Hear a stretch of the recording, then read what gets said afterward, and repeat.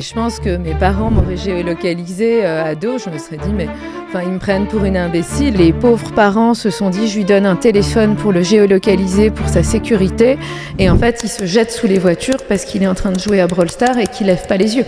J'ai vu une jeune de 14 ans qui se prostituait dans les toilettes et qui avait mis en avant ses services sur Snapchat. C'est quand même important de rappeler que ces plateformes n'ont pas du tout à cœur le bon développement de la jeunesse. Il n'y a pas du tout d'éthique. Le CEO de Netflix l'a dit, mon principal concurrent, c'est le sommeil. J'avais des choses à faire beaucoup plus importantes et en fait, j'ai passé 4 heures sans me rendre compte sur mon téléphone. TikTok, je peux me mettre sur le contenu qui défile tout seul et je peux rester là jour et nuit jusqu'à ma mort, ça va jamais s'arrêter. Moi, j'ai quand même reçu dans ma consultation des enfants qui n'ont pas de jouets. Aucun jouet, qui n'ont que des jeux vidéo. Est-ce que toi, c'est un conseil que tu pourrais donner à des jeunes aujourd'hui, ou des enfants, de davantage s'ennuyer ? Ils vont en fait prendre en photo l'exo de maths et puis recopier la réponse sans même réfléchir à se dire est-ce que c'est bon, est-ce que c'est pas bon. C'est comme si, d'une certaine façon, on se mettait à entamer une conversation avec de l'électroménager chez soi en fait.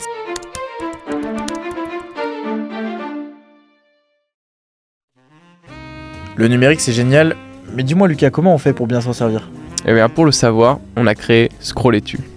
On est donc Valentin et Lucas, fondateurs de Season et DigiDetox. On est 2 anciens addicts aux réseaux sociaux. Et on a créé ce podcast pour vous aider à reprendre le contrôle de votre vie numérique. Bonjour Anélia, ravi de t'avoir avec nous ici aujourd'hui. On a vraiment eu à cœur de t'avoir aujourd'hui parce qu'on estime que le numérique est omniprésent dans la vie des jeunes. Il a des conséquences déjà au niveau personnel, sur la confiance en soi notamment, et également des conséquences sociales. Ça peut être le cyberharcèlement, une augmentation de la violence. Et donc c'était important pour nous de te recevoir pour évoquer tous ces sujets qui sont des sujets importants à évoquer parce qu'ils font partie du quotidien des jeunes. Et donc toi, en tant que psychiatre, tu as sûrement dû voir différents cas associés à ces sujets ou à d'autres sujets dans ton cabinet. Donc ravi de pouvoir te recevoir aujourd'hui pour également montrer aux jeunes que ce n'est pas perdu, qu'on peut, en arrivant à remettre des solutions en place, retrouver petit à petit un chemin éclairé, soi-disant. Et donc, je te laisse te présenter si tu veux. Bonjour Valentin, bonjour Lucas, merci de m'inviter aujourd'hui. Donc moi je suis Anélia Roure, je suis pédopsychiatre et je fais partie du collectif Surexposition Écran. Donc nous sommes un groupe de professionnels de terrain qui recevons des enfants et des adolescents qui sommes particulièrement éveillés aux conséquences des écrans sur la vie quotidienne et la santé des enfants et des adolescents. Et je rajouterais même des adultes. Voilà. Et je suis aussi cofondatrice d'Attentive Génération, qui est une organisation de parents qui regroupe le pacte smartphone, qui vise à donner un smartphone à ses enfants le plus tard possible et idéalement pas avant 15 ans, et le mouvement, le parcours, la vie passe avant les écrans, qui permet d'intégrer la vie réelle avant la vie numérique, avec l'idée que le numérique est quelque chose qui doit venir s'intégrer comme un outil dans la vie réelle et ne pas surpasser la vraie vie. Voilà. Aujourd'hui, c'est quoi votre constat avec les réseaux et les écrans chez vos patients ? J'imagine que vous devez regarder le temps d'écran maintenant avec vos patients. Est-ce que ça fait partie maintenant du diagnostic un peu clinique que vous faites avec vos patients ? Absolument, oui. C'est-à-dire, moi maintenant, depuis 2 ans, alors je posais toujours la question de l'exposition aux écrans aux parents, aux ados, aux enfants, et je me suis rendu compte assez vite que les réponses étaient assez sous-estimées parce qu'on ne se rend pas tellement compte du temps qu'on passe dessus. Et il y a une vraie distorsion du temps, c'est-à-dire qu'on peut avoir l'impression de passer 20 minutes et en fait 2 heures sont passées. Et donc... Du coup, depuis 2 ans, maintenant, en fait, depuis que le livre de Jonathan Haidt, Anxious Generation, est sorti, voilà, moi, c'est venu me conforter dans beaucoup de mes intuitions. Et donc, je regarde vraiment le temps d'écran comme je demanderais une consommation de cigarettes presque. Et c'est vrai que souvent, les ados sont les premiers choqués du temps eux-mêmes qui passent sur les écrans. Et je vois des temps, là, par exemple, je vous dis cette semaine, dans ma consultation, les temps que j'ai vus, on était en moyenne à 60 heures semaine de temps de smartphone. Donc ça, c'est uniquement le smartphone, avec généralement une quarantaine d'heures de TikTok ou Insta sur ces 60 heures. Faut dire que les jeunes sont assez encouragés à avoir... c'est un peu on va dire une conséquence naturelle d'avoir un temps d'écran aussi élevé quand on voit le nombre de notifications qu'ils reçoivent chaque jour. Vous évoquiez notamment qu'ils reçoivent en moyenne entre 250 et 1000 notifications par jour. Quels impacts ça peut avoir du point de vue neurologique ou autre, ou même sur leur santé mentale, d'avoir autant de notifications chaque jour? Alors, au final, c'est quelque chose qui vient toujours interrompre la notification. Il y a la notification d'une part, et puis il y a le unlock aussi d'une autre part qu'on peut maintenant mesurer. C'est-à-dire le nombre de fois où la personne est allée, simplement voir s'il y avait quelque chose, même quand la notification n'est pas arrivée. Et ça va assez ensemble, c'est pour ça que j'en parle, puisque... quelque part, si je suis en train de travailler, si je suis en train d'avoir une conversation, si je suis même en train de réfléchir tout simplement, et qu'en permanence il y a quelque chose qui vient m'interrompre, eh bien ça va m'empêcher de développer une pensée suffisamment complexe, suffisamment aboutie. En fait, ça va venir interrompre sans cesse ce process d'une pensée complexe, et ça va venir fracturer mon attention et fracturer ma pensée. Et sur ces 60 heures donc, de temps d'écran que vous disiez, est-ce que c'est tout le temps qui est passé sur ce temps d'écran qui est problématique, ou est-ce qu'il y a un problème particulier? Est-ce qu'il y a un usage particulier des smartphones qui est problématique, comme les réseaux sociaux sur ces 60 heures, il n'y a pas, par exemple, l'écoute de musique ou les coups de fil. Ils ne sont pas dedans. Donc, c'est-à-dire écouter de la musique. Moi, je crois que ça ne pose aucun problème. Au contraire, c'est plutôt recommandé. Passer des coups de fil pour appeler ses amis, sa famille ou pour travailler, ça ne pose aucun problème. Ce qui pose problème, c'est vraiment le scroll de vidéos courtes non choisies.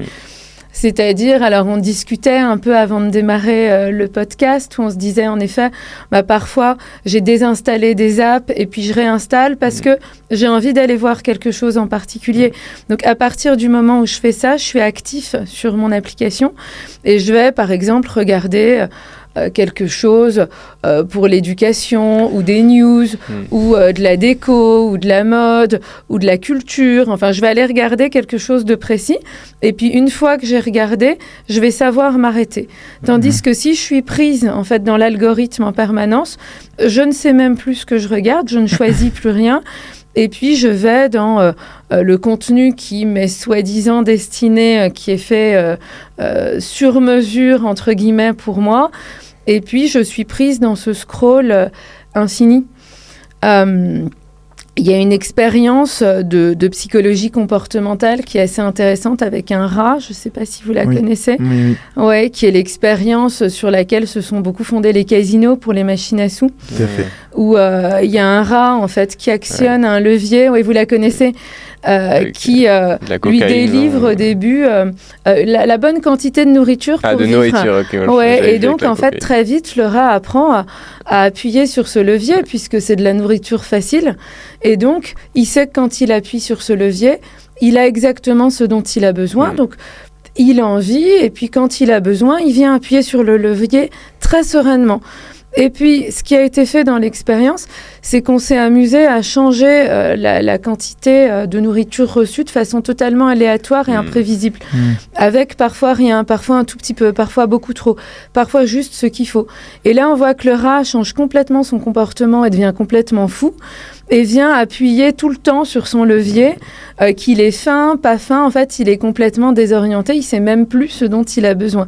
Mais en fait, c'est vraiment de cette expérience que se sont inspirées les personnes qui ont développé dans les compagnies de tech l'algorithme des réseaux sociaux, puisque sur les vidéos courtes, c'est exactement ce qui se passe. En fait, comme l'algorithme a tellement de data sur l'utilisateur, l'algorithme, c'est exactement la vidéo qui plaît à l'utilisateur.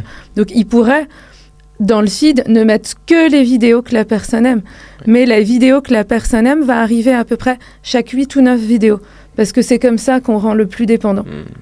Et donc, les vidéos alternatives vont être soit extrêmement déplaisantes, soit moyennement plaisantes. Et c'est comme ça qu'on va vraiment venir hameçonner l'utilisateur pour la finalité de la compagnie, qui est qu'on soit tous le plus longtemps possible devant l'écran, aux dépens de notre vie, de notre travail, de notre sommeil, de nos relations, de notre santé.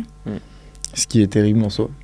Ouais. Et du coup, sur ça, c'est vrai que sur TikTok, on est plutôt sur ce ratio, comme tu l'as évoqué, de 1/8. Voilà, donc une vidéo satisfaisante pour 8 consommés. Est-ce que pour toi, il y a des réseaux sociaux qui ont des problématiques particulières que tu souhaiterais évoquer et qui peuvent vraiment représenter un risque majeur pour les adolescents ou les très jeunes aujourd'hui ? Oui, absolument. Alors, on peut commencer par TikTok, justement, puisque TikTok, je pense que c'est vraiment celui qui est le plus mauvais pour l'attention. Puisque quand tu passes justement sur ces vidéos que tu n'aimes pas ou que tu aimes que moyennement, eh bien, tout de suite, tu vas essayer d'arriver à celles que tu aimes. Donc, tu vas avoir ce geste en permanence pour pouvoir arriver vers ce qui te plaît vraiment, ce qui te satisfait le plus. Et donc, ça crée aussi une intolérance vraiment à l'ennui. Parce que on ne supporte plus ce qui n'est pas hyper intéressant, hyper stimulant. Et donc, un jeune qui passe 40 heures par semaine sur TikTok, comme moi je reçois en fait toutes les semaines, eh bien, comment est-ce qu'on peut espérer qu'en cours, il supporte son cours de français, d'histoire, d'allemand, de maths, quand on voit que la vidéo de 3 secondes qui l'ennuie à moitié, il ne peut même pas la supporter. Comment est-ce qu'on s'attend à ce qu'il puisse supporter justement même une conversation sans aller justement en plein milieu faire des unlocks pour voir s'il s'est passé un truc, s'il a peut-être pas raté une référence ou quelque chose. C'est extrêmement difficile. Et après, il supporte même plus non plus une conversation en famille, à table, le soir, parce que tout ça est beaucoup moins excitant que cette espèce de monde numérique très coloré, etc. Alors, il y a un truc qui marche assez bien. Moi, je vois plusieurs ados l'ont essayé, c'est de mettre l'écran en noir et blanc. Ça calme déjà beaucoup et ça donne beaucoup moins envie de passer du temps dessus parce que c'est moins excitant. Alors ça, c'est pour TikTok. Je sais pas, on peut peut-être parler de Snap, Snapchat, effectivement, qui, je dirais, je sais pas si vous l'avez beaucoup utilisé ou si vous l'utilisez beaucoup. Un petit peu, ouais. Moi, je l'utilise pas mal de groupes d'amis dessus et je sais que, on a toujours eu tendance à davantage faire nos groupes sur Snapchat plutôt que sur d'autres réseaux, WhatsApp ou Instagram par exemple. Donc Snapchat, une utilisation assez importante, avant moins aujourd'hui, mais je l'ai encore aujourd'hui. Parce qu'il y a la géoloc dessus, c'est ça, la grande différence. Oui, alors oui, il y avait ça aussi qui a quand même attiré pas mal de jeunes. Oui, la possibilité de savoir où sont nos amis et il y a combien de temps ils étaient connectés, etc. Moi, je l'utilise pas trop, mais je sais qu'il y en a qui... Ça m'a toujours fait flipper, ça. Je l'ai jamais activé, ces trucs-là. Mais je sais qu'il y a plein de gens qui passent leur vie à regarder la Snap Map. Checker si qui est là mais exactement, moi c'est ce que j'entends beaucoup en fait, en disant mais comme ça je vois qui est là, j'ai même pas besoin de m'organiser ou de demander. Mais et du coup par rapport à ça, il y a des gens qui des fois enlèvent leur localisation parce qu'ils ne veulent pas se dire je suis potentiellement à cette soirée là ou alors ici dans Paris et j'ai pas envie, voilà, j'ai un truc à faire, j'ai dit à mon pote que j'étais fatigué par exemple, c'est ça. Voilà, donc mais c'est vrai que cette géologue c'est vraiment intéressant parce que voilà, moi je vois adolescente ou même maintenant, j'aimerais pas du tout qu'on me géolocalise. Je trouve que c'est pas ajusté.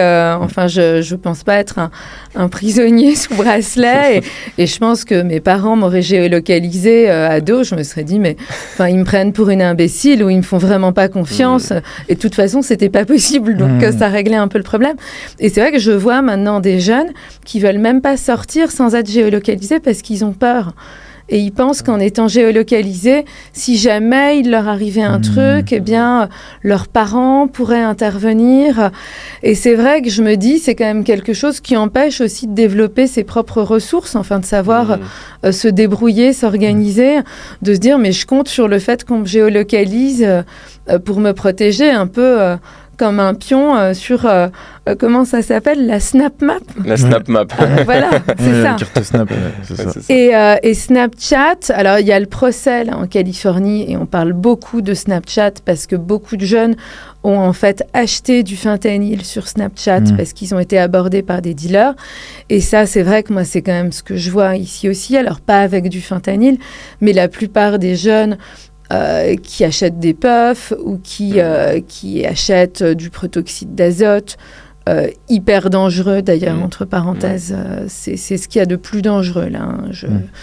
Je le dis, je fais un peu de prévention au passage. C'est les bonbonnes dans les... C'est ça C'est le protoxyde d'azote, c'est un gaz hilarant qui est mis en fait dans des ballons. Dans les ballons et en fait, il y a une dose maximale que peut tolérer un corps humain. Et à partir de là, on peut être en fait paralysé. C'est extrêmement dangereux. Il y a une... En fait, c'est un peu compliqué à expliquer, mais ça agit au niveau de la vitamine B12, qui est essentielle pour le fonctionnement du système nerveux. Et en fait, on peut se retrouver avec des jeunes qui sont paralysés ou qui deviennent légumes. Donc, vraiment, à ne surtout pas utiliser. Voilà. Mais c'est vrai que je vois beaucoup de jeunes sur Snap qui, justement, achètent du cannabis, enfin plein de choses. C'est devenu une plateforme. Très facilement. C'est devenu une plateforme de deal en soi. Mais en fait, de trafic de beaucoup de choses illégales. C'est-à-dire, il y a des voitures volées qui sont vendues sur Snapchat, il y a des gens qui se prostituent, il y a des filles qui se retrouvent en fait attrapées dans des vidéos en fait qui sont faites qu'elles vendent. Il y a des gens qui se font extorquer de l'argent. Enfin, c'est vraiment la plus dangereuse. Dans ton cabinet, tu as eu des cas de jeunes soumis à ces dérives, par exemple prostitution? Malheureusement, oui. Okay. C'est-à-dire, j'ai eu des jeunes comme ça qui ont vendu en fait des petits films ou des photos. Dénudés, avec beaucoup de regrets derrière et une incapacité d'en parler à qui que ce soit parce que la honte était hyper importante. J'ai vu une jeune de 14 ans qui se prostituait dans les toilettes et qui avait mis en avant ses services sur Snapchat. Dans les toilettes de l'école. Enfin, donc des choses vraiment sordides. Ah oui. Voilà. Et je crois que c'est quand même important de rappeler que ces plateformes n'ont pas du tout à cœur le bon développement de la jeunesse. Hein. C'est vraiment... Il n'y a pas du tout d'éthique par rapport à la santé des gens. À la santé ni des enfants, ni des ados, ni des adultes. Pas du tout. Hein, le but, c'est vraiment d'être le plus longtemps possible dessus pour amasser un maximum de gains. Le CEO de Netflix l'a dit, hein, il l'a dit, je crois, il y a 2 ans, en disant mon principal concurrent, c'est le sommeil. C'est le sommeil. Voilà, tout est dit. C'est terrible de dire ça. Tout est dit. Aujourd'hui, il aurait eu un peu plus de problèmes à dire ça, je pense. Enfin, bon. Oui, c'est vrai, mais tant mieux d'ailleurs. Ouais. Ça prouve que ça bouge. Il y a le dirigeant de TF1 aussi qui l'avait dit. Il avait dit que lui, il voulait vendre en fait un maximum de temps de cerveau disponible aux publicités. Notamment. Ah, mais c'est ça maintenant. C'est ça la commodité. C'est le temps d'attention. C'est ça qu'on vend et qu'ils achètent, quoi. L'économie de l'attention. C'est exactement ça. Ouais. Alors, on s'est interrogé aussi sur l'impact des jeux vidéo sur les jeunes. Est-ce que ça, c'est un sujet que vous abordez que tu abordes avec tes patients Absolument. Parce que, alors, on a un peu des gamers vraiment qui, du coup, sont complètement addicts et tout le temps, parce que, en fait, c'est possible d'être addict tout le temps maintenant et qui en fait jouent aussi beaucoup en réseau et prétextent ça vis-à-vis de leurs parents en disant mais voilà, c'est ma seule façon d'être en lien avec mes amis. Et en fait, tout parent, moi je vois, j'ai 3 enfants moi-même, et on a tous envie que nos enfants soient heureux, soient épanouis, et plein de copains.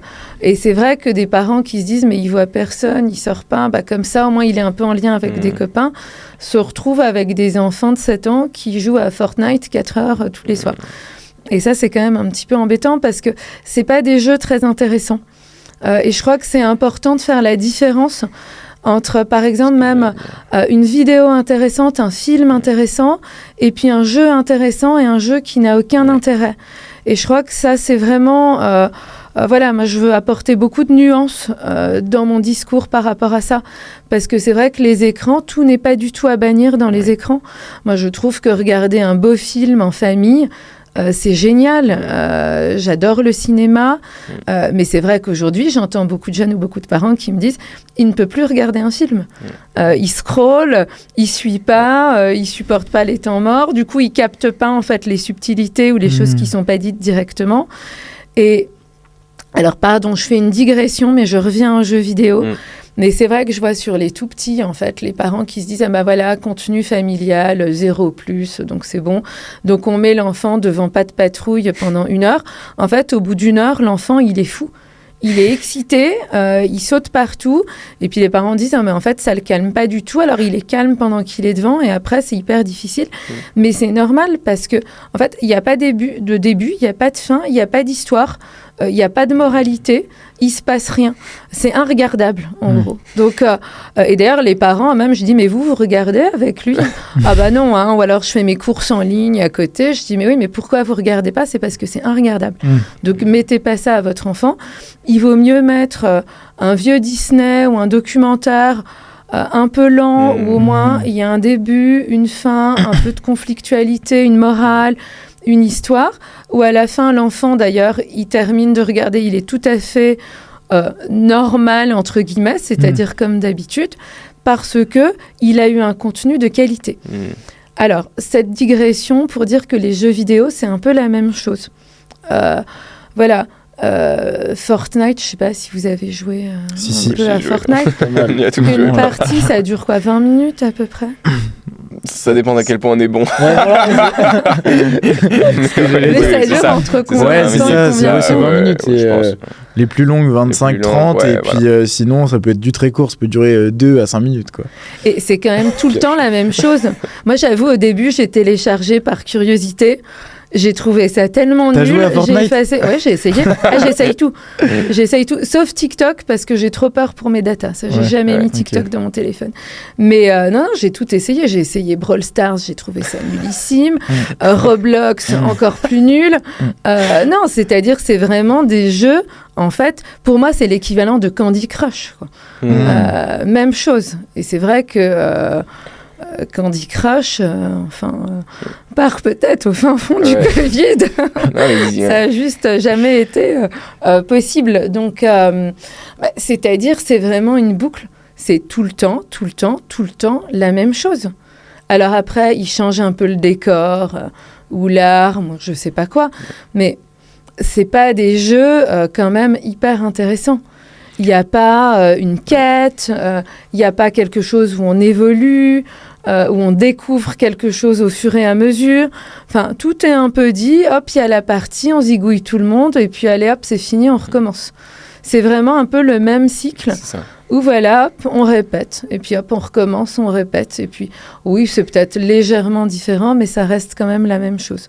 C'est pas des jeux où au final, on peut se dire, je vais jouer pendant des semaines et puis progresser et finir le jeu.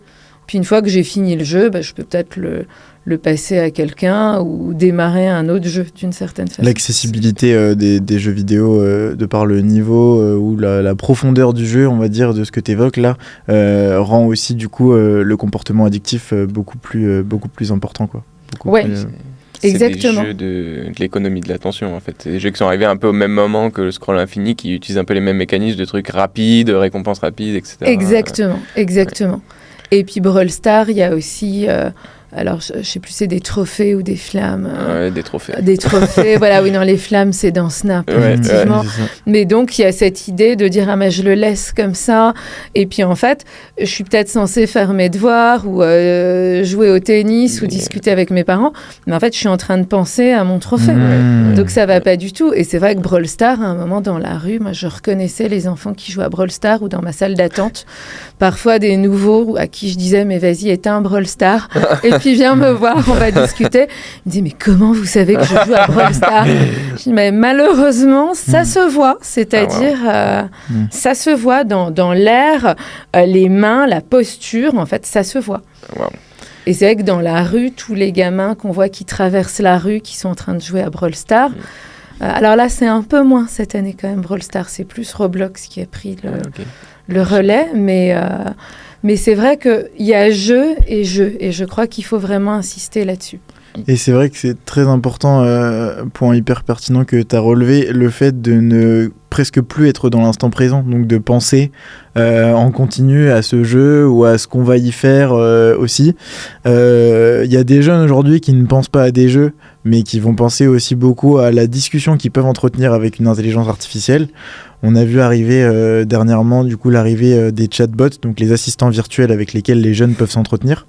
On peut même aller jusqu'à personnaliser donc l'avatar avec lequel on discute, ce qui pose aussi certains problèmes de déconnexion avec des interactions sociales qu'on peut retrouver dans la vie réelle. Selon toi, c'est quoi les problématiques sur lesquelles il faudrait alerter par rapport à ces assistants virtuels ?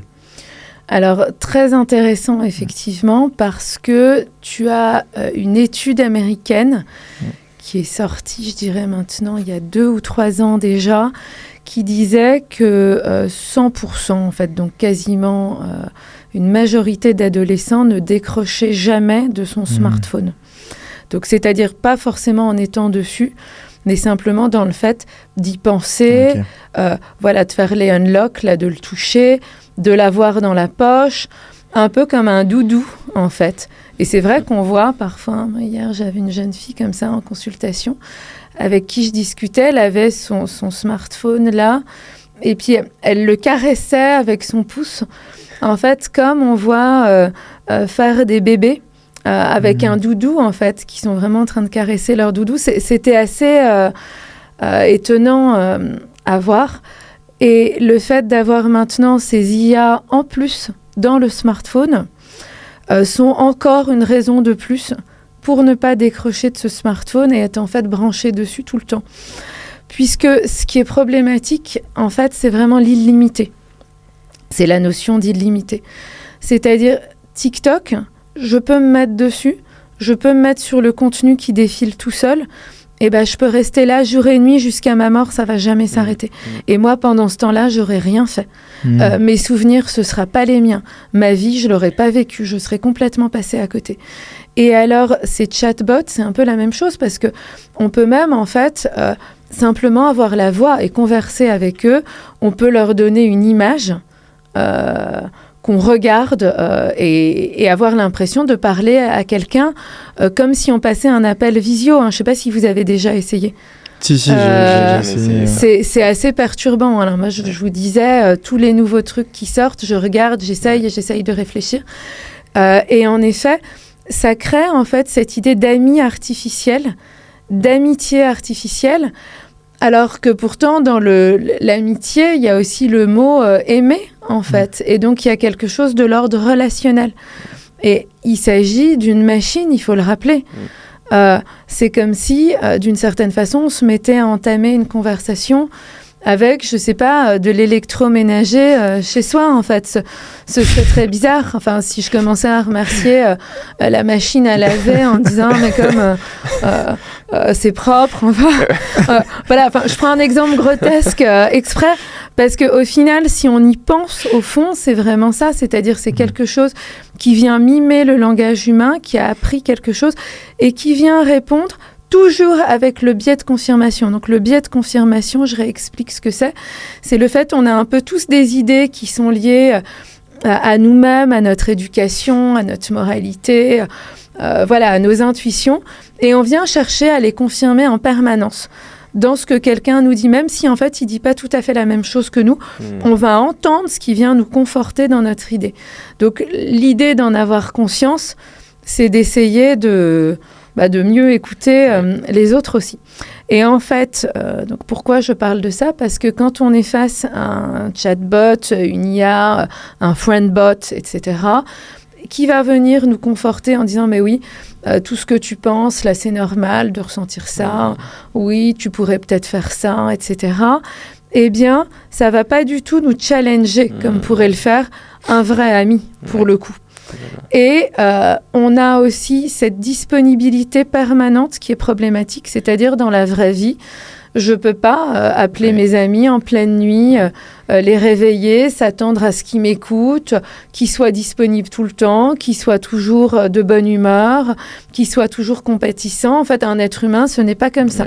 Un être humain, ça a des moments où ça va plus ou moins bien, où on est plus ou moins disponible, où on a plus ou moins envie d'avoir une conversation ou pas. Et donc, c'est vrai que quand on recherche à entrer en relation avec quelqu'un, eh bien, il y a ces limites-là qu'il faut apprendre à gérer. Et c'est comme ça qu'on apprend aussi à gérer ces relations. Parce que si on développe comme ça des relations avec, des friendbots, etc. Plus tard, comment est-ce qu'on va gérer ne serait-ce qu'une vie professionnelle, une vie de couple, comment on va supporter ses collègues, ses enfants, son mari, enfin, en ayant l'idée comme ça que chacun est disponible tout le temps, qu'il y a un côté complètement illimité. C'est-à-dire que ça crée en fait vraiment une intimité artificielle et une dépendance à cette intimité artificielle. Et c'est ça qui est inquiétant. Et donc, quel rapport à l'IA conseiller aux jeunes aujourd'hui Alors, en fait, il y a une utilisation de l'IA, pour le coup, qui est assez géniale, parce que on va pas se mentir, il y a quand même une efficacité dans l'IA qui est spectaculaire. Enfin voilà, sûr qu'au début de ChatGPT, on a tous été assez impressionnés de voir à quelle vitesse ça allait, etc. Mais je vois, moi, la force qu'on a, nous, par rapport à des gens qui, aujourd'hui, n'ont pas eu la chance de pouvoir se former tranquillement sans IA, c'est qu'on est capable de relecture. C'est-à-dire, moi, si je demande un prompt, je suis capable de le relire et dire, en fait, ça va pas du tout, c'est complètement à côté de la plaque. Ou, ben, ça, c'est pas mal, mais ça, c'est à améliorer. Ou, c'est pas l'angle que je veux plutôt tel angle. Et donc, je vais pouvoir avoir quelque chose assez rapidement de correct parce qu'en fait, j'ai une idée du résultat que je souhaite avoir. Parce que la vraie question avec l'IA, c'est-à-dire l'efficacité est certes meilleure, mais le résultat n'est pas forcément. Hein, c'est-à-dire, en fait, même en ayant un peu plus de temps, un humain tout seul, non augmenté, arrive à un très bon résultat. Et je pense que c'est important de le rappeler. Et en fait, je pense que tant qu'on ne s'est pas entraîné à arriver à ce bon résultat, eh ben, on n'est pas capable de gérer l'outil IA. Après, le seul moment où je trouve que c'est vraiment intéressant, et d'ailleurs, je ne sais pas si vous connaissez Sal Khan, qui est le fondateur de la Khan Academy, qui est un projet, en fait... Ça me dit quelque chose, la Khan Academy. Oui, d'éducation globale pour vraiment augmenter le niveau d'éducation dans le monde et mettre des ressources à disposition gratuitement pour un maximum de personnes. C'est un projet qui est financé par la fondation Gates, qui est très intéressant. Et donc, ils ont fondé un chatbot qui s'appelle Khan-Migo, mais qui, je crois, n'est pas disponible en France, et qui est assez intéressant parce qu'il va aider à être, en fait, comme un prof. Il y a une étude qui montre que quelqu'un qui est tutoré, c'est-à-dire qui est un prof, va augmenter son niveau de 2 dérivations standards par rapport à la moyenne. Ouais. Les anglo-saxons sont très friands de cette étude, et donc c'est pour ça qu'ils tutorent aussi beaucoup leurs enfants, en se disant, mais voilà, même s'il est bon, on va quand même le tutorer dans la matière dans laquelle il est bon, parce que du coup, on va l'emmener encore plus loin, d'une certaine façon. Il va aller encore plus dans l'excellence.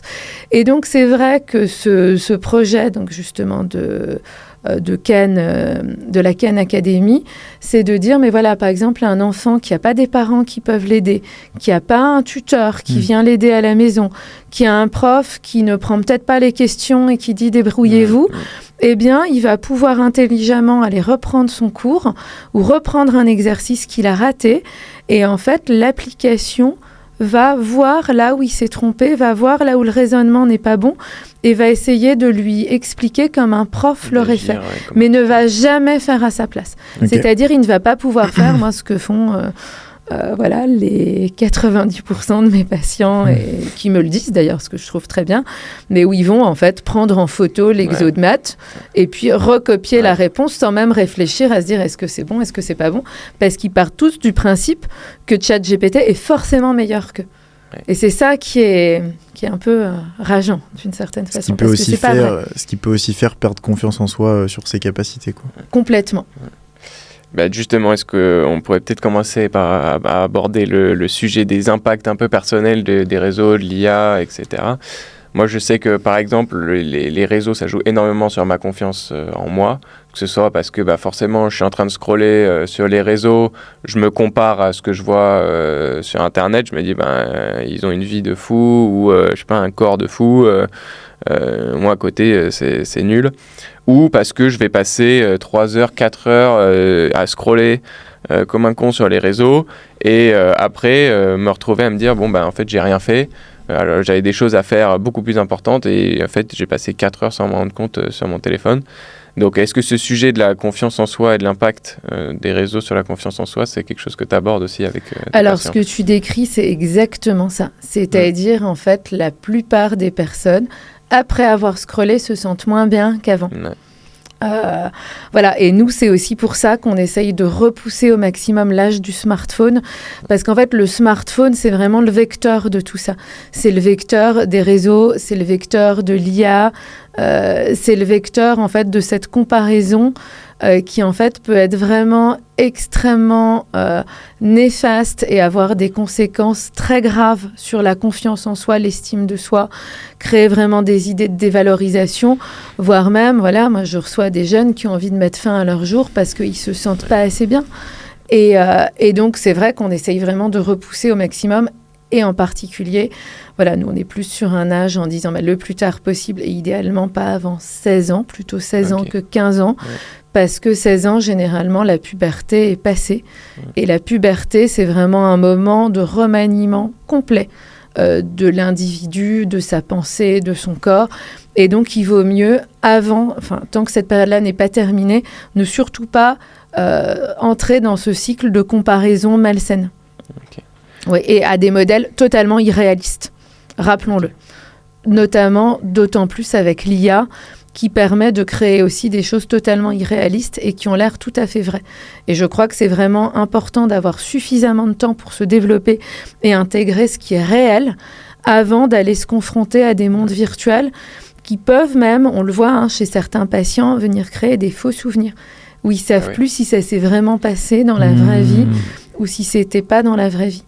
Et on dit là que beaucoup de jeunes, tels que c'est parti, vont avoir plus de souvenirs qui ne sont pas les leurs que de souvenirs propres à cause du temps passé en fait, sur ce petit écran qui vient faire écran au monde, en fait.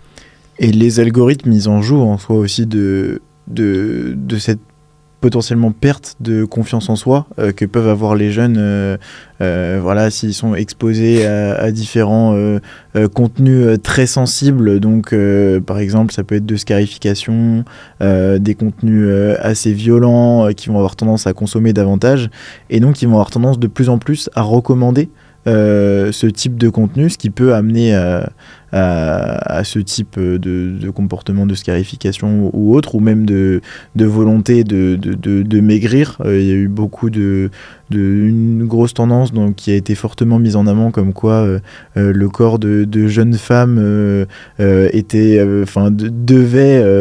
par je ne sais quelle raison être beaucoup plus mince que ce qui pouvait sembler être la norme. Est-ce que toi tu as vu des jeunes filles par exemple qui que tu as vu être pris dans ces tendances à du coup soit se scarifier, soit une volonté de maigrir pour peut-être avoir augmenté leur confiance en elles ou booster un peu leur façon de s'intégrer dans une société qu'elles voyaient d'une certaine façon? Eh bien malheureusement oui. Malheureusement, oui. C'est-à-dire, moi j'ai eu par exemple une jeune fille qui avait sa chaîne YouTube Et elle se scarifiait sur sa chaîne YouTube tous les soirs. Et en fait, la moitié du collège la regardait et mettait des likes. Et en fait, c'est ce qu'elle disait. Elle disait, mais je me scarifie. Et puis, j'ai des cœurs, je me sens aimée, donc je continue. Ainsi de suite, en fait, il s'est trouvé que quasiment la moitié des filles de la classe ont commencé à se scarifier. Enfin, c'était vraiment dramatique. Les parents n'avaient aucune idée, l'école n'avait aucune idée. Et ça, c'est aussi un sujet, c'est-à-dire que beaucoup de parents n'ont aucune idée de ce que regardent leurs enfants parce qu'eux-mêmes ont les réseaux. Et en fait, ce qu'on voit, nous, et ce que voient les enfants, ce n'est pas du tout la même chose. C'est-à-dire, moi, si je suis sur Instagram, je n'ai aucun contenu de suicide ou de scarification ou d'anorexie. Je vais voir des choses qui vont viser plus ma situation, ma tranche d'âge, parce qu'ils ont en effet toutes nos datas et ils savent à peu près ce qui va intéresser. Un ado ou un enfant, généralement, qui va pour la première fois sur TikTok ou Instagram, au bout de 40 minutes, il va avoir les premiers contenus de ce type. Et il suffit, en fait, qu'il clique. Et là, ça y est, c'est parti. En fait, il ne va y avoir plus que ça parce que malheureusement, il n'y a pas d'éthique derrière et j'insiste vraiment sur ce plan-là. Et ils savent que ce sont des contenus à un âge où il y a un grand mal-être et une grande quête identitaire aussi, qui vont faire que le jeune va passer beaucoup de temps dessus. Donc c'est extrêmement grave. Ouais. Et aussi, je voulais parler d'un sujet qui est l'isolement aussi, qui découle naturellement de ça. L'autre jour, je prenais un verre avec un ami là, dans le 5e et on discutait un peu tout et de rien, je l'avais pas vu depuis longtemps. Et forcément, on discute un peu de scroller-tu, mon projet aussi, Season. Et donc, on parle du temps d'écran et de sa relation aux écrans, etc. Et il m'a dit, Lucas, il y a des jours où je me lève le matin, je prends mon téléphone, je commence à scroller et si j'ai pas grand-chose d'important à faire dans ma journée, je passe ma journée en fait à scroller dans mon lit sur mon téléphone et je m'en rends même pas compte en fait. Je me rends pas compte du temps qui passe et donc ça m'a marqué parce que je me suis vraiment à ce moment-là rendu compte que c'est vraiment notre perception du temps qui change et ça facilite du coup vachement l'isolement. On passe de plus en plus de temps en fait seul devant notre écran à scroller sans voir le temps qui passe.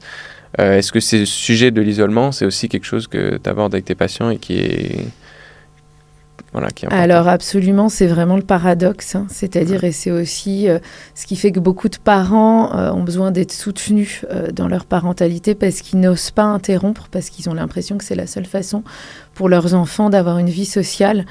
Mais en fait, le temps passé sur les réseaux sociaux à regarder même des contenus de gens qu'on connaît, etc., je crois que c'est 5 à 10% du temps, donc c'est vraiment rien comparé au reste. Ce sont plutôt les réseaux antisociaux en fait, parce que ils isolent énormément et un like ou un smiley qui éclate de rire, en fait, c'est pas du tout la même chose que d'avoir un fou rire avec des potes. C'est pas du tout pareil, même sur le plan des neurosciences, même sur le plan du cerveau.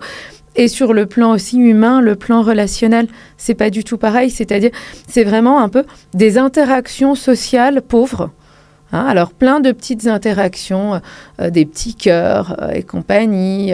Machin a vu votre vidéo, bon, super. Alors que des relations amicales, ce n'est pas du tout la même chose. C'est beaucoup plus intense. Alors, ça peut être intense dans les deux sens, parce que parfois...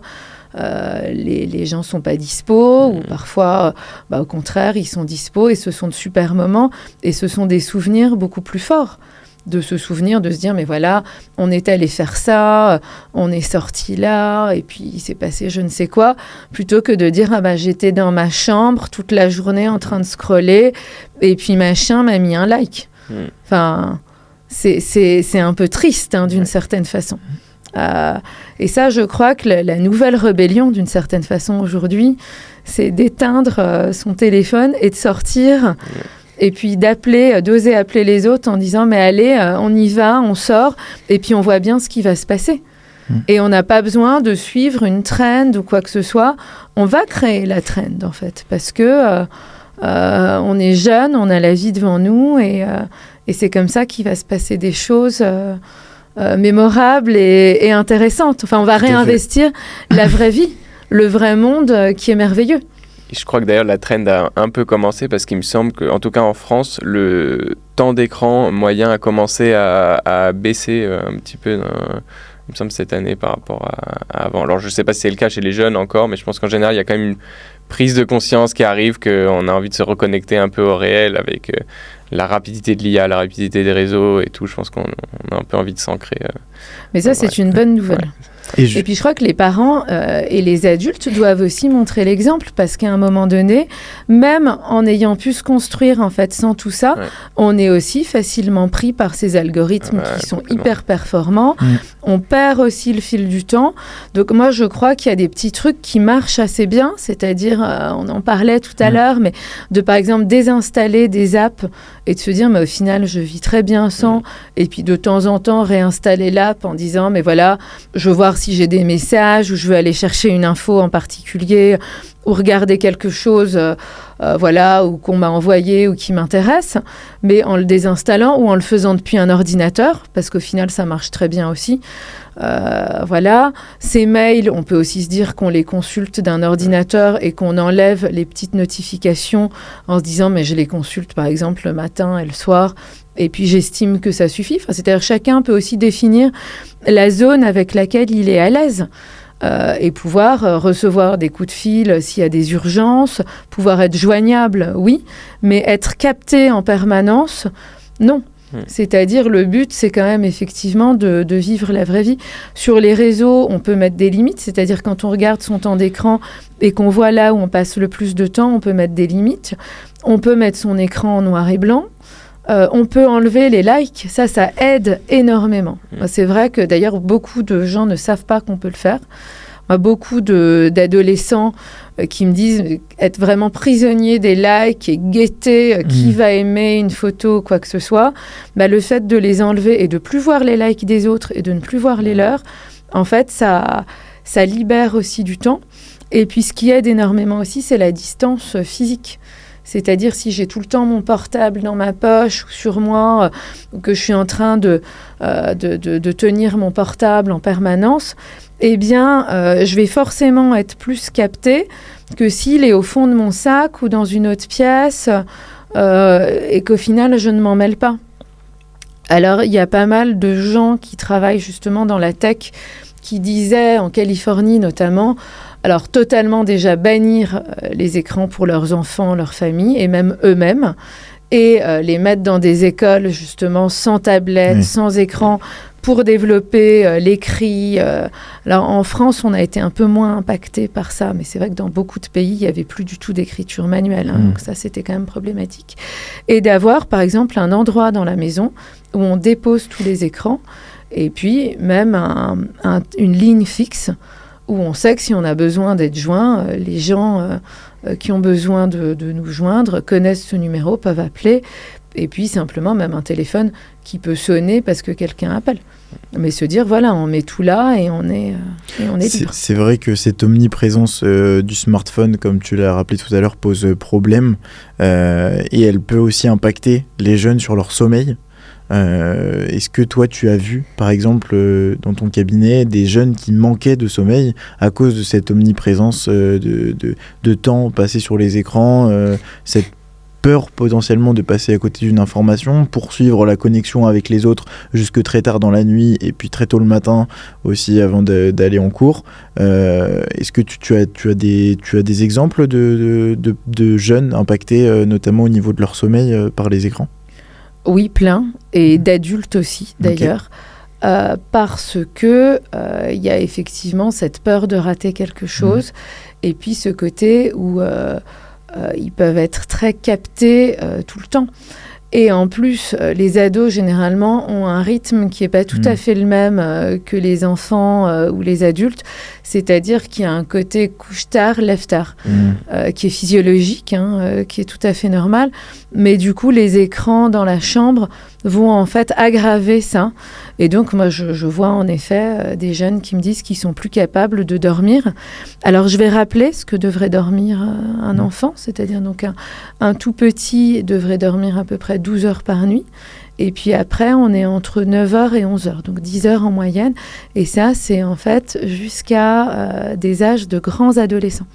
Ah oui. Voilà. Okay. Et parce que le cerveau n'est pas fini. Et en fait, tout se répare la nuit, se forme la nuit, se structure la nuit. Donc le sommeil est hyper important pour la régulation des hormones, pour la concentration, pour la mémorisation. Le sommeil est fondamental. Et en effet, je lisais justement une étude qui disait que dans les années 70, les gens dormaient 1h30 à 2 heures de plus que maintenant, même les adultes. Et je pense qu'on le voit aussi dans l'énergie des gens, leur capacité physique. Le gouvernement a mis en place une étude à l'entrée au collège pour voir les capacités physiques des enfants. Je ne sais pas si vous avez vu ça. Oui, si. Et les chiffres sont en fait assez alarmants. C'est-à-dire un tiers des enfants, je crois, de mémoire. Je ne suis pas totalement sûre. En difficulté à courir plus de 5 minutes, je crois que j'avais vu. Oui, exactement. Donc voilà, il y a une sédentarité qui n'est pas saine. Et donc sur le sommeil, donc ça joue sur le temps de sommeil et ça joue aussi sur la qualité du sommeil, j'imagine.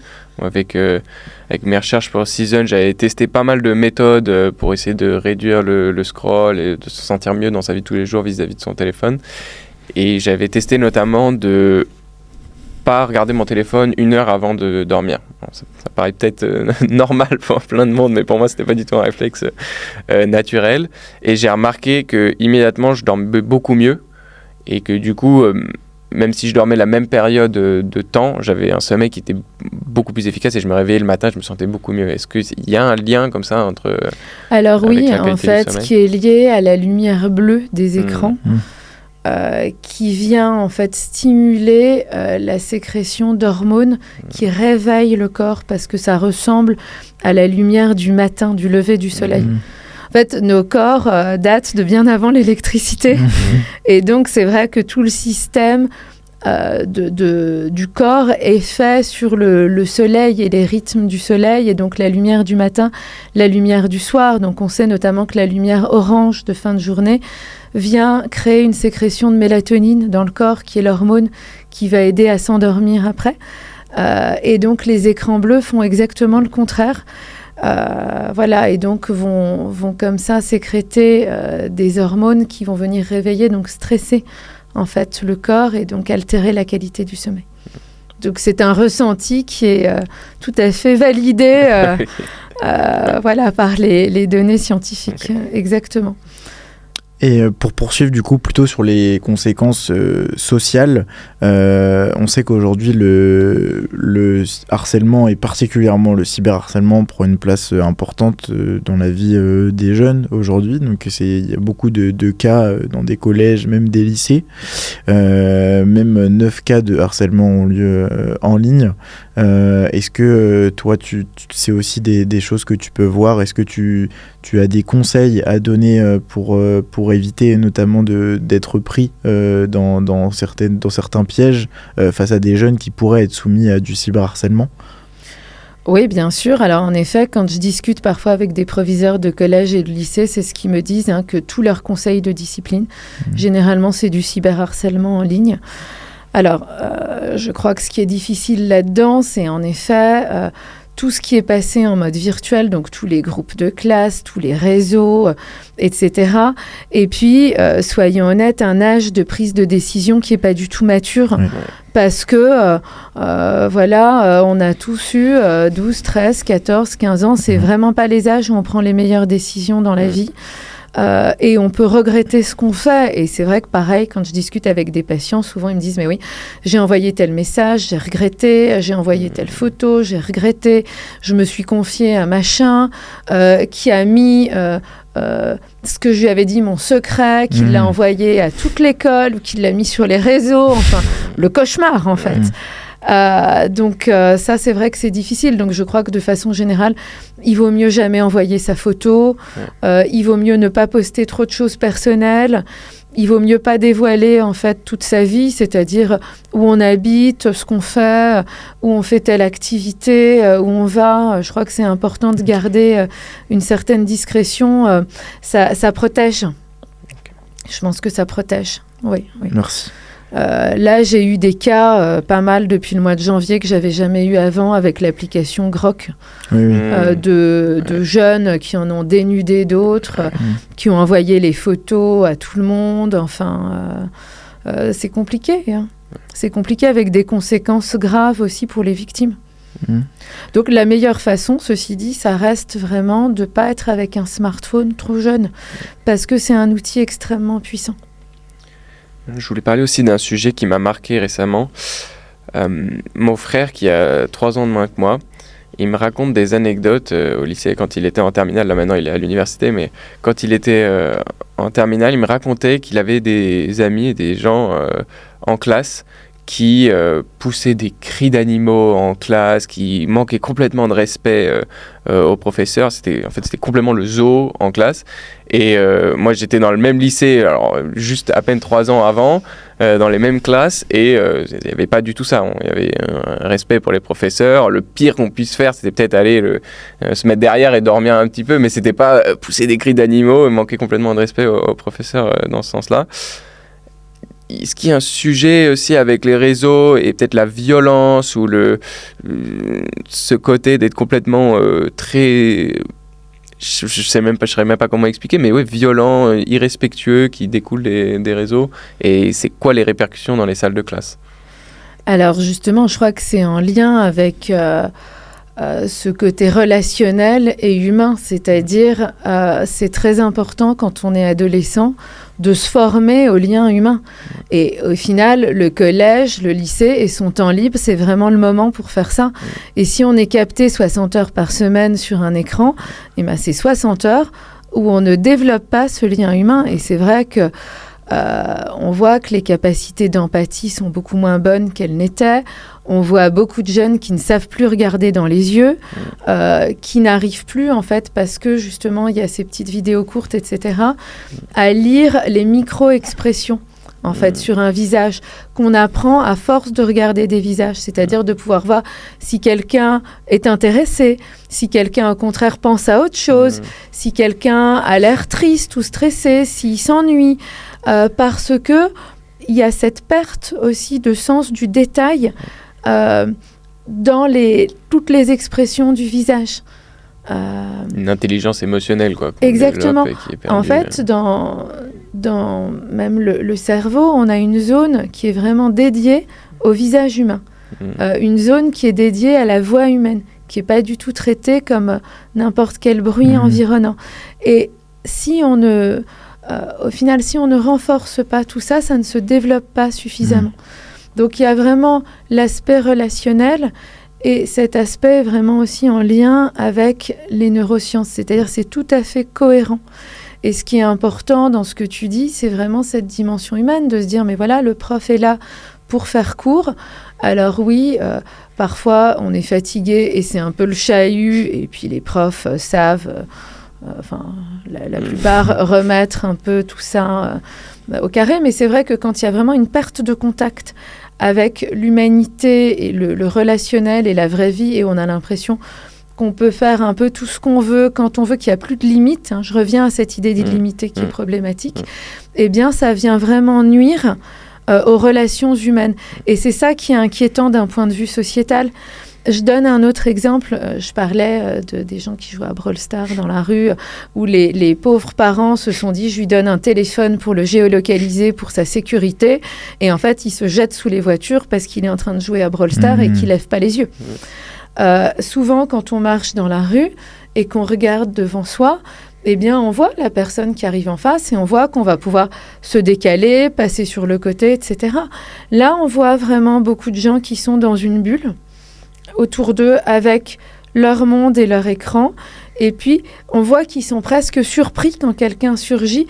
Et puis, hop, c'est vraiment en dernière minute qu'ils vont se décaler, voire pas. C'est vrai. Voire, ils sursautent tellement, ils ne s'attendent pas à croiser quelqu'un dehors. Voilà, donc ça, c'est vrai que c'est intéressant. C'est les zombies, on dit ça. Donc c'est le smartphone zombies. C'est un nouveau phénomène en fait qui explique qu'aujourd'hui les gens sont rivés sur leur téléphone dans la rue. Et c'est vrai que des fois, moi en marchant, il y a plusieurs personnes, je me suis dit oula, il m'a pas vu et du coup je me décale au dernier moment aussi.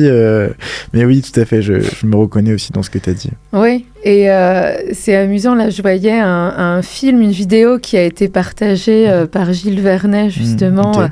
Inspiré d'un essai de Barjavel, je ne sais pas si vous avez lu Barjavel ou pas, qui en fait décrivait une espèce de télévision portative où les gens pouvaient faire beaucoup de choses dessus, et donc il y a un film qui avait été fait inspirer là-dessus, et c'est vrai qu'on a l'impression, donc ça a été tourné en 1947, ça paraît fou. Et donc ça, 80 Très ans. Visionnaire. Tellement visionnaire. Et on voit les gens qui marchent dans la rue et on voit la voix du commentateur qui dit « Et les gens marchaient comme ça ». Et en fait, c'est exactement le monde d'aujourd'hui. Cette vidéo est géniale. Pour ceux qui ne l'ont pas vue, c'est génial. Et du coup, comment on fait pour aider les jeunes aujourd'hui à se reconnecter davantage à ce monde réel ? Leur expliquer qu'en fait, finalement...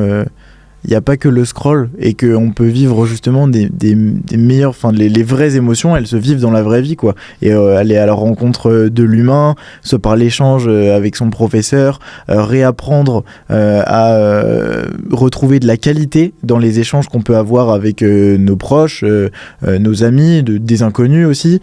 Voilà, et c'est quoi tes conseils à toi quand tu vois des jeunes pour les inciter à retourner dans ce monde réel ? Alors, je crois qu'il y a des mouvements, effectivement, qui se créent un peu partout, notamment aux États-Unis, où des jeunes ensemble... En fait, moi, je crois que les solutions seront collectives. J'insiste vraiment là-dessus. C'est-à-dire, je crois qu'il y a plusieurs façons de voir les choses et il y a un peu un ordre dans lequel voir les choses. À plus ou moins long terme, l'idée de repousser le smartphone au plus tard possible va permettre de construire ça pendant les années collège et lycée. Parce que si on n'a pas de smartphone, en fait, on va apprendre à être à nouveau les uns avec les autres, sortir, se retrouver, se donner rendez-vous, voilà, aller faire un foot, un tennis, un resto, un ciné, se balader, voilà, simplement un peu être les uns avec les autres, avec des copains. Voilà, ça je crois que c'est la première chose, c'est-à-dire retrouver ça, le réintégrer dans un âge où on devient plus autonome, plus indépendant et où on réapprend à faire ça sans les réseaux. Parce que si on fait ça, eh bien après, ça va perdurer. C'est-à-dire, moi, je vois toutes les générations qui n'ont pas eu les réseaux, etc., jeunes et qui ont vécu, en fait, l'adolescence tranquillement, n'ont aucun problème à se retrouver. C'est vraiment plus la génération un peu sacrifiée pour qui c'est difficile. Voilà.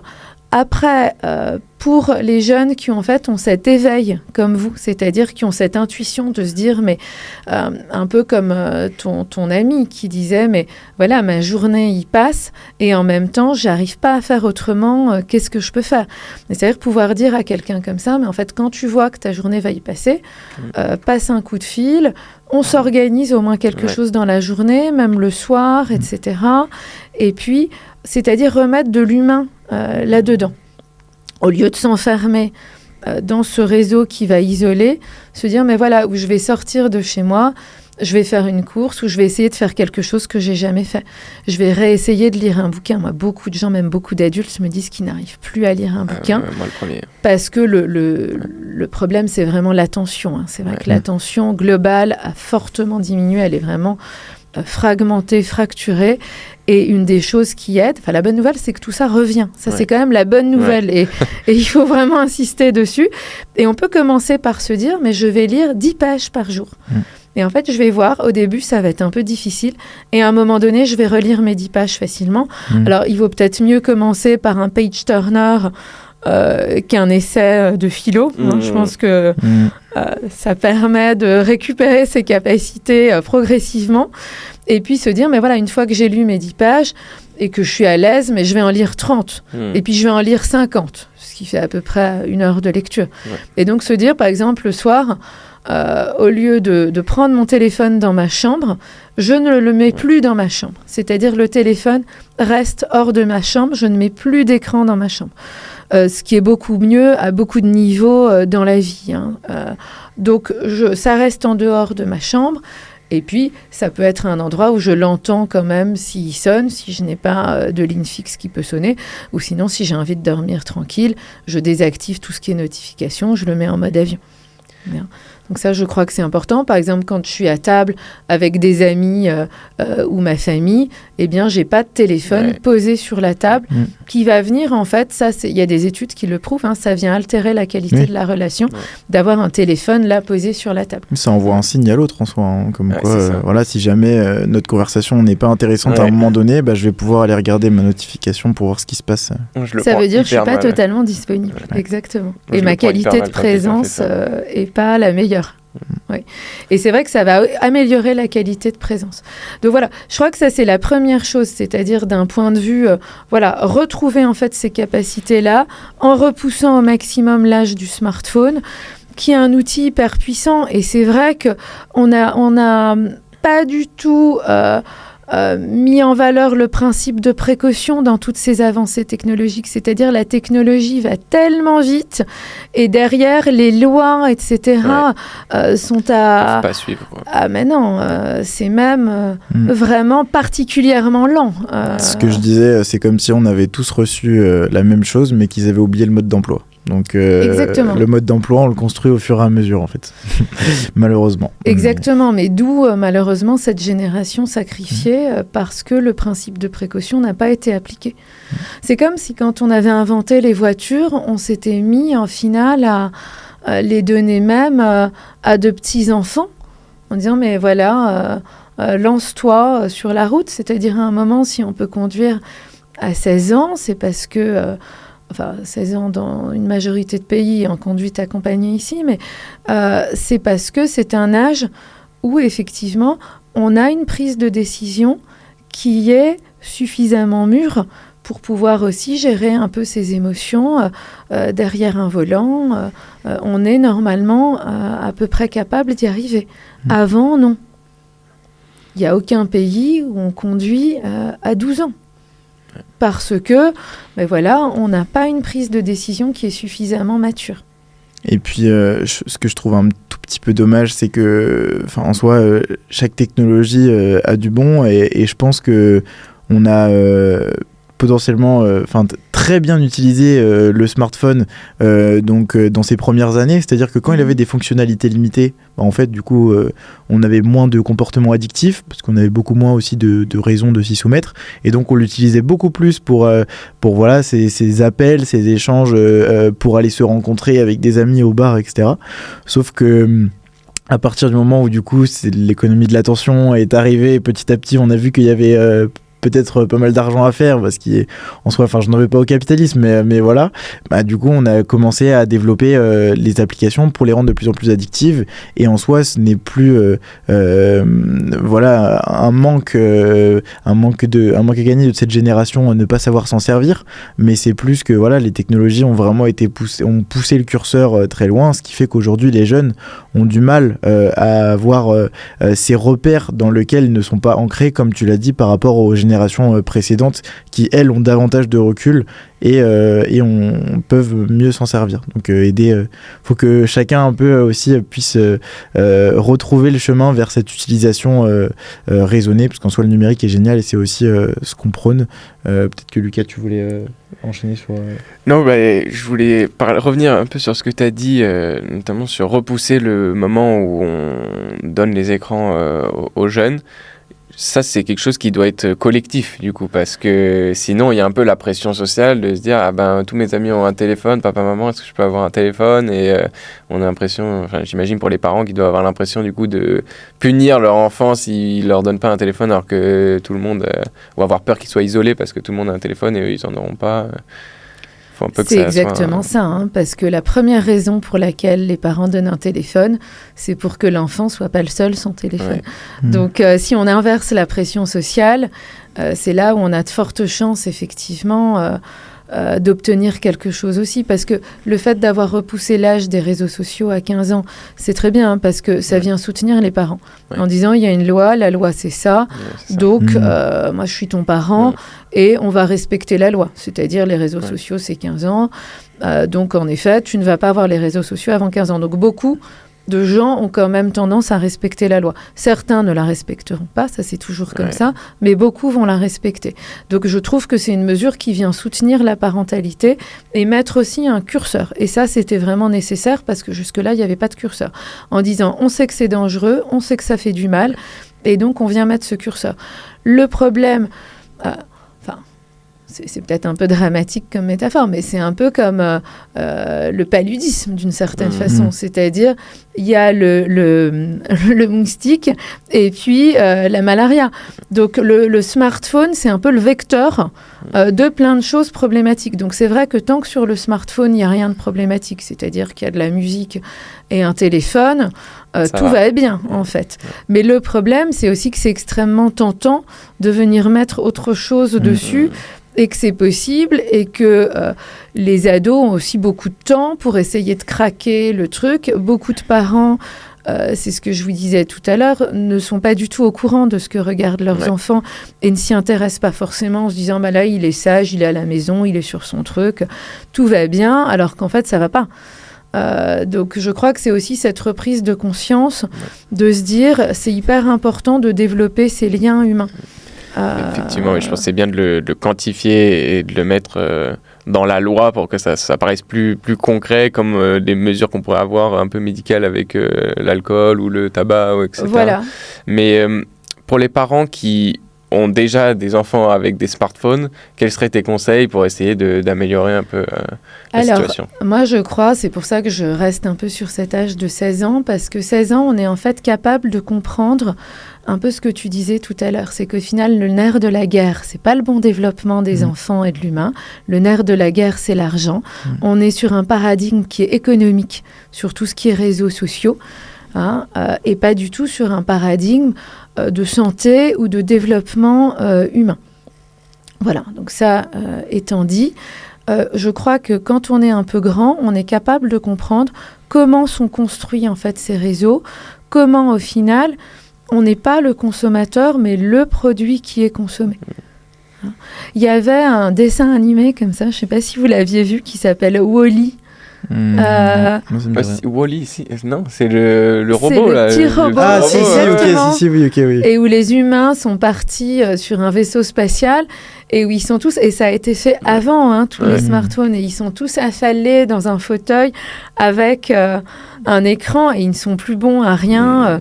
Ils se regardent plus, ils se parlent plus, enfin, où c'est un monde quand même un peu déprimant. Donc je trouve, voilà, enfin, c'est une référence qu'ont pas mal quand même d'enfants. Je trouve que c'est assez intéressant.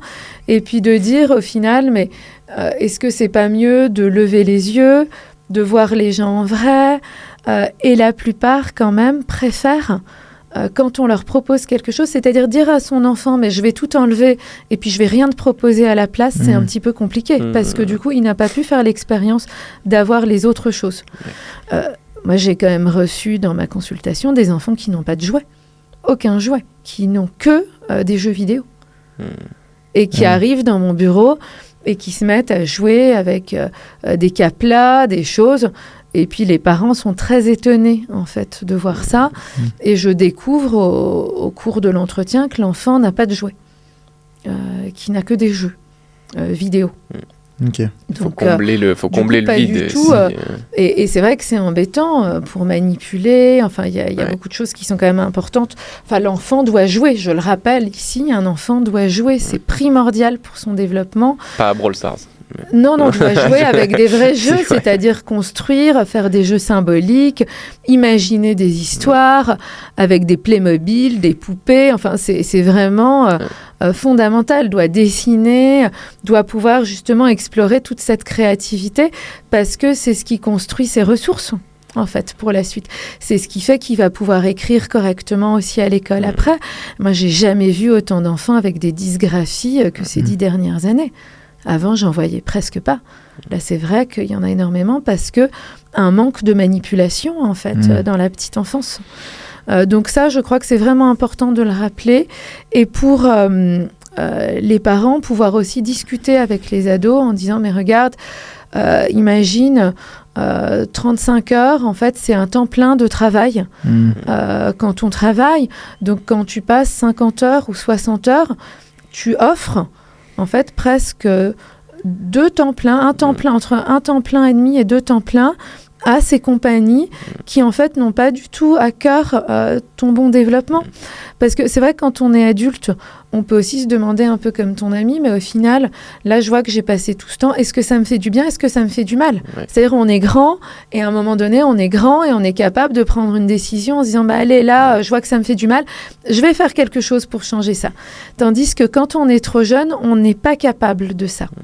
D'où l'idée de repousser aussi au maximum, c'est-à-dire pouvoir repousser à un âge où on est capable de se dire, mais au final, là, je trouve que j'ai passé trop de temps ou j'ai telle autre chose à faire, et avoir en fait la chance de pouvoir se construire tranquillement, développer ses capacités intellectuelles, ses capacités humaines, ses capacités relationnelles, en toute sérénité, sans être capté tout le temps par un outil qui n'a pas du tout notre développement à cœur.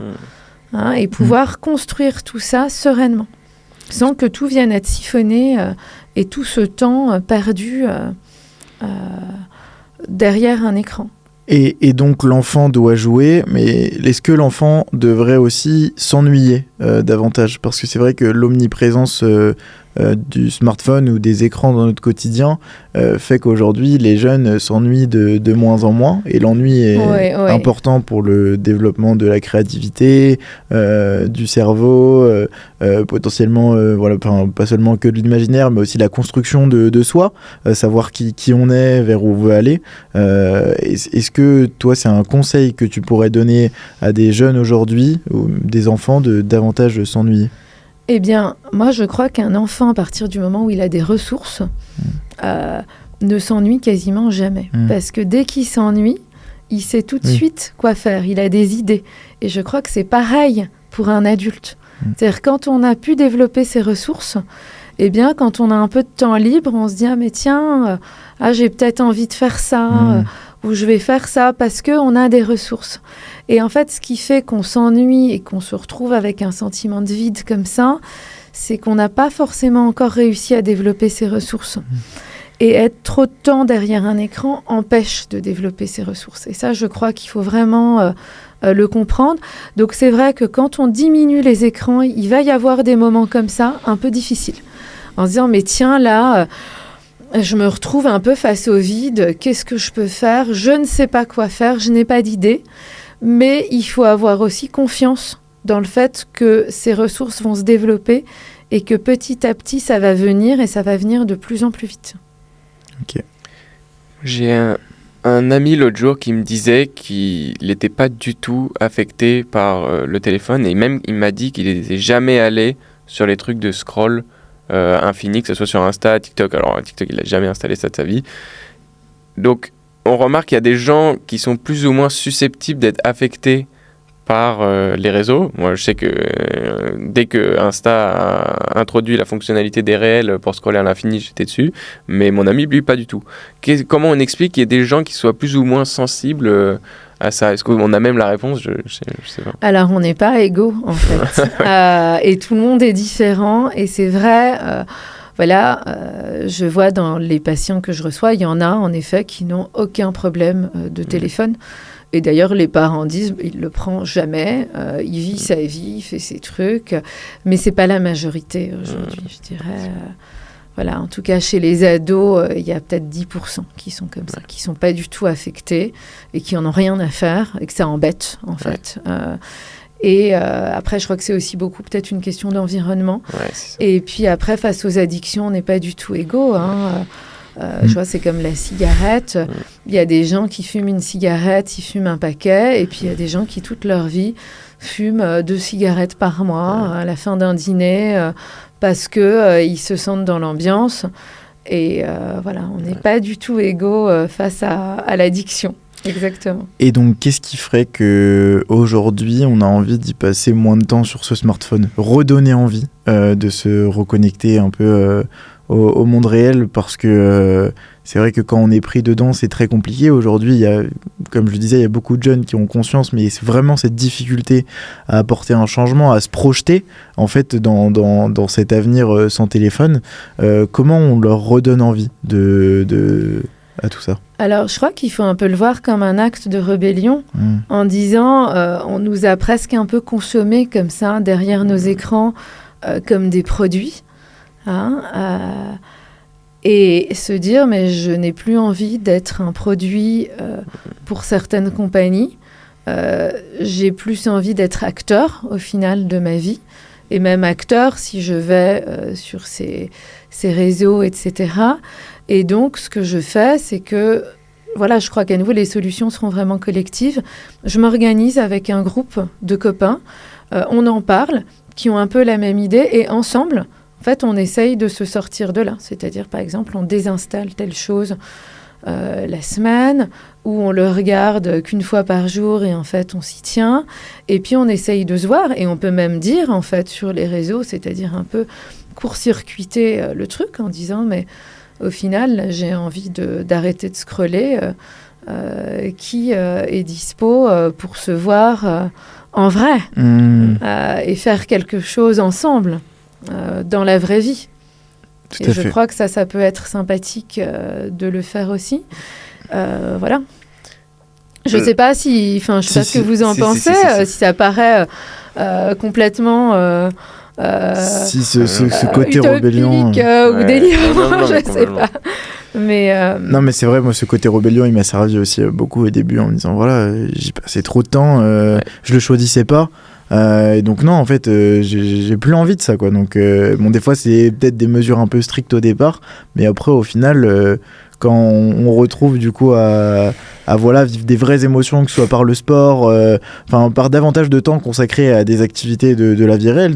Ça peut être cuisiner, ça peut être aller pêcher, aller voir un match de rugby, ce qu'on avait tendance à faire moins qu'avant, parce qu'en fait on se disait qu'on avait moins le temps, mais en fait pas du tout, c'est juste qu'on avait pris cette tendance à passer plus de temps sur le téléphone. Non, c'est vrai que c'est important d'avoir ces petits déclics, à chacun son déclic, donc ça peut être la rébellion, voilà, mais vraiment une volonté de se reconnecter pour aller revivre ce qui vraiment au fond de nous anime, parce qu'on sait au fond de nous que c'est pas scroller ou les émotions qu'on peut ressentir en scrollant ou en regardant des vidéos C'est hyper juste ce que tu dis, parce qu'en fait quand on est connecté en permanence à un fil d'autre chose, on se déconnecte de soi-même.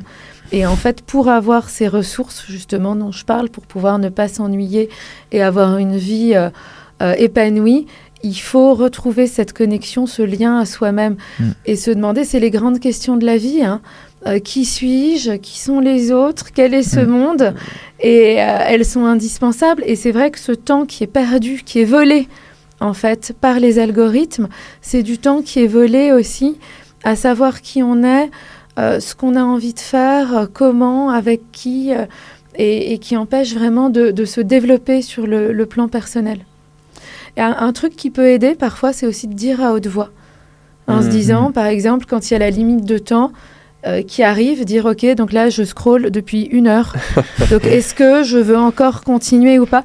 En fait, le fait de le parler va aider à la prise de décision, le fait de le nommer à haute voix. Alors ça peut paraître un peu bizarre, on va se dire mais tiens, celui-là parle tout seul. Non, c'est ok. Mais en fait, ça aide pas mal, c'est une petite astuce qui peut aider. Après, moi, je vois aussi quelque chose que j'ai commencé à faire dans mes consultations.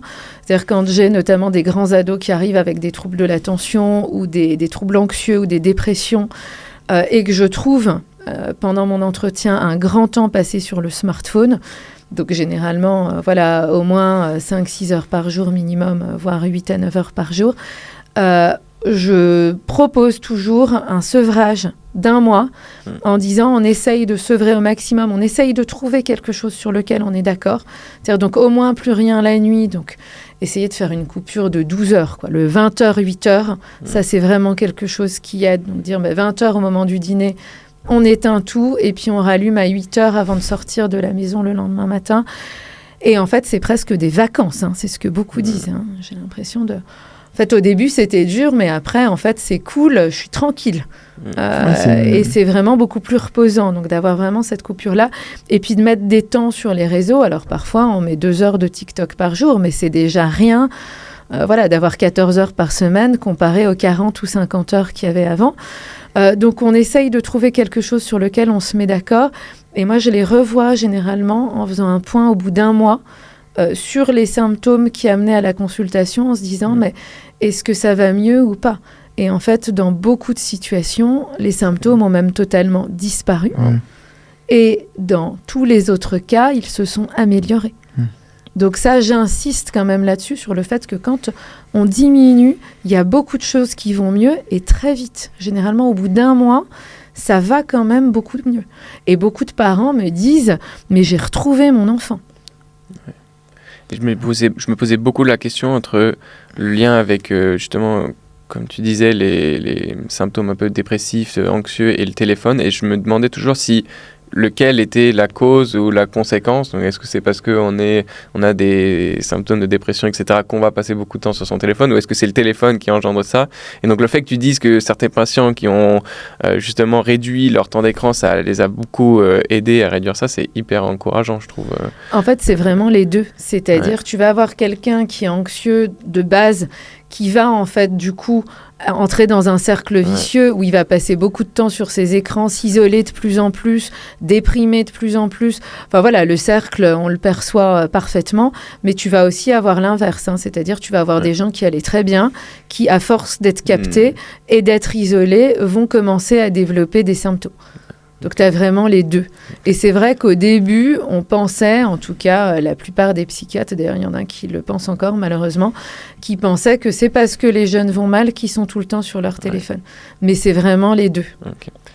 Donc, toi, tu nous as dit que tu faisais Off February, qui consiste donc à enlever les applications de son téléphone. Mais au-delà de ça, est-ce que toi, à titre personnel, tu as modifié ou tu as fait des choses avec ton smartphone pour améliorer ta relation au téléphone? Alors oui, donc moi comme vous, donc bon, moi évidemment j'ai eu les réseaux plus tard, puisqu'au début c'était Facebook, et en fait Facebook c'était sur ordinateur, il n'y avait pas de bouton like, et en fait c'était vraiment très sympa au départ. Et puis petit à petit, avec le smartphone, on a commencé à avoir toutes les apps pour tout et toutes les notifications.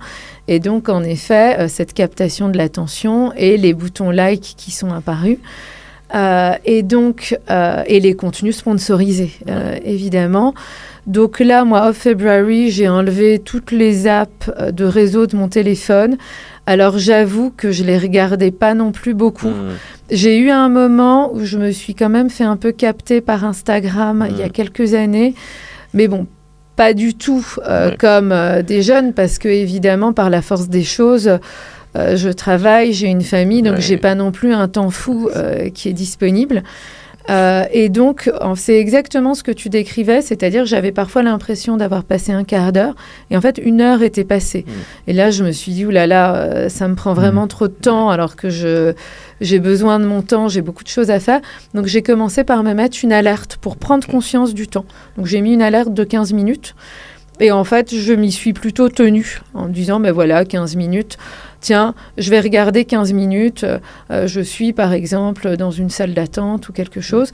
Et puis l'autre chose que j'ai faite, puisqu'il y a un peu ce geste qui a été extrêmement travaillé, on le voit dans le documentaire Derrière nos écrans de fumée, je ne sais pas si vous l'avez vu sur Netflix, très bon documentaire. En fait, le fait d'aller chercher le téléphone et le sortir, ils ont travaillé, mais enfin énormément de personnes ont travaillé là-dessus pour rendre ce geste le plus fluide et ergonomique possible.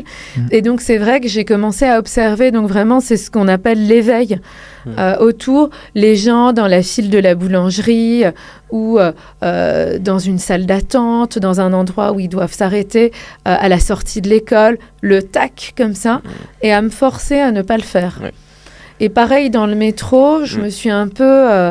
intéressée comme ça à regarder. Je sais que dans le métro, moi, je regarde jamais mon téléphone parce que je trouve que c'est un peu un terrain d'observation intéressant de voir qui fait quoi. Donc, généralement, dans une rame, il y a toujours un rebelle qui lit un bouquin. Je suis le rebelle. Je me suis Bravo. Moi aussi, je m'y suis mis. Voilà. Et donc, je vois aussi un peu ce que les gens regardent. Donc, c'est vrai que c'est beaucoup de TikTok. Ouais.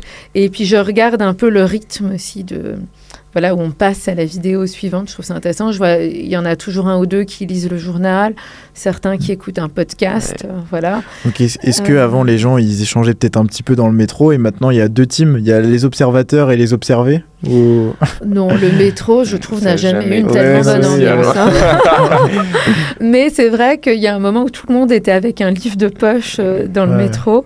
Et c'est vrai que c'est une époque assez révolue. Et c'est même pas ça, c'est-à-dire que les gens sont pas en train d'envoyer des textos ou de lire le journal. Ils sont vraiment en train de scroller sur les réseaux. Oui, c'est-à-dire ceux qui lisent un journal sont presque aussi rares que ceux qui lisent un bouquin. Hein. C'est très peu de personnes. Ou même ceux qui sont sur les réseaux mais en train de lire un post, il n'y en a pas. C'est vraiment la pellicule, quoi. C'est ça, qui défile non-stop. Alors ça, c'est vrai que moi, ça n'a jamais été mon truc, ça ne me plaît pas. C'est-à-dire ces vidéos extrêmement rapides, ça m'embête, effectivement. Donc ça, j'ai jamais regardé. Mais je me souviens, ceci dit, en termes d'addiction, un truc qui m'avait marqué. Moi, j'ai jamais eu de jeux vidéo chez moi parce que à la maison, mes parents trouvaient que c'était plus un problème à gérer, donc autant ne pas l'introduire dans la maison en disant, mais voilà, si tu as envie de jouer, t'iras jouer chez tes amis. Et je me souviens alors je devais avoir, moi, je sais pas, peut-être une vingtaine d'années, non, peut-être un peu moins, mais quand GTA est sorti... sur la PlayStation, parce qu'avant, ça se jouait sur ordinateur et j'y avais jamais joué. Et j'étais chez des amis qui avaient ce jeu, qui venaient de l'avoir. Et c'est vrai que c'est un beau jeu en termes visuels. C'est assez remarquable la façon dont c'est fait. Et je me souviens avoir joué à ça et avoir regardé ma montre et m'être rendu compte qu'il était 6h du matin. Et je pensais qu'il était peut-être 21h. C'est la première et la dernière fois où j'ai joué et je me suis dit ah ouais, c'est incroyable en fait à quel point la perception qu'on a vient être erronée en fait, à quel point c'est addictif et à quel point ça crée une distorsion du temps. On perd complètement le fil du temps et rien n'est fait justement pour rappeler le fil du temps. Donc voilà, ça a été la première et la dernière sur GTA. Mais bon, vous avez eu le déclic direct, t'as eu le déclic direct, ça va. T'es pas tombé dedans. Ouais. Trop bien. On va passer aux 3 petites questions rituelles. C'est quoi ton plus gros vice avec les écrans aujourd'hui Mon plus gros vice avec les écrans... Ça se trouve, t'en as pas, hein, mais... Peut-être WhatsApp. Ok. Peut-être WhatsApp qui me prend du temps. J'avoue que les groupes WhatsApp m'embêtent en fait plus qu'autre chose, donc je les archive pour pas les voir. Mais voilà. Les groupes WhatsApp, je les mets en silencieux, mais même ça m'énerve parce que quand je vais sur WhatsApp, je vois les pastilles de notifications quand même si je mets les groupes en silencieux, je trouve ça énervant. Alors tu peux enlever les pastilles pour les groupes. Ah, je peux ? Oui, ce que moi j'ai fait. Parce que ça je vais le faire tout de suite. Exactement, ça s'enlève. En fait, il y a beaucoup de choses qui s'enlèvent, mais c'est souvent dur à enlever. En fait, le bouton off est souvent très difficile à trouver. Bien caché. Mais voilà. Normal. Mais ça, pour le coup, sur Google ou chat, on peut trouver la façon de l'enlever. Donc, ça s'enlève. Je vais mettre ça en place. Tout comme les cœurs sur Instagram s'enlèvent.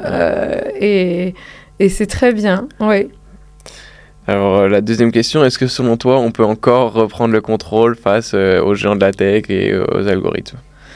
Eh bien, j'espère. C'est pour ça que je suis là. Je trouve qu'il y a quand même une prise de conscience. Et je trouve que vous en êtes vraiment l'exemple. Et c'est pour ça que j'étais contente que vous m'ayez invitée aujourd'hui. Parce que, et je pense qu'on doit tous essayer au maximum de participer à cette prise de conscience et créer un peu, cette nouvelle rébellion où on vit la vie, en fait. On vit la vie pour de vrai et pas avec un écran et derrière un écran. Parce que le monde est tellement vaste que c'est dommage de se limiter à ce petit Tout à fait. Ce petit rectangle. C'est ouais. vrai. Et là, du coup, toi, tu donnes beaucoup de conseils aux jeunes que tu peux recevoir dans ton cabinet ou même que tu peux rencontrer autrement.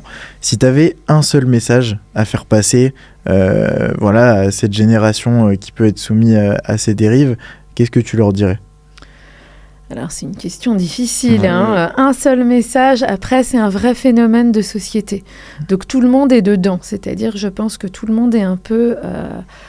dans le même bateau, et c'est pour ça que je crois que les solutions seront vraiment collectives, c'est-à-dire au sein des familles, au sein des écoles, au sein des groupes d'amis, au sein même des endroits où on va. Je crois que c'est vraiment là où il peut se passer quelque chose.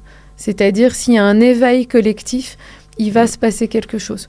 Parce que, et ça, tous ceux qui ont vraiment diminué le disent, ils sont en fait beaucoup plus heureux d'aller retrouver des copains plutôt que de rester tout seul derrière un écran chez eux.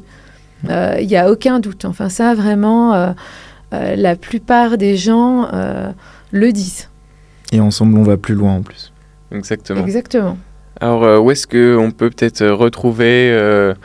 les ressources du collectif sur exposition écran, etc. Où est-ce qu'on peut Alors, il y a énormément de ressources sur le site internet, donc du COS, le collectif sur exposition écran.